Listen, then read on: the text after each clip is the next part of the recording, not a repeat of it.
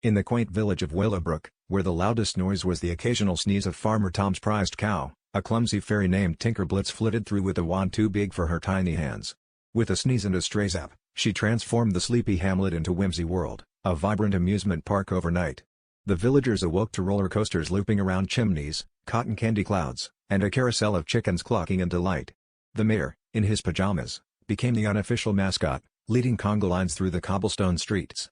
Granny Mabel, known for her stern looks, giggled like a schoolgirl as she whizzed down the giant slide. As the sun dipped below the horizon, Tinkerblitz, realizing her blunder, waved her wand once more. The park fizzled back to the village, leaving behind laughter, new friendships, and a shared story to warm hearts for generations.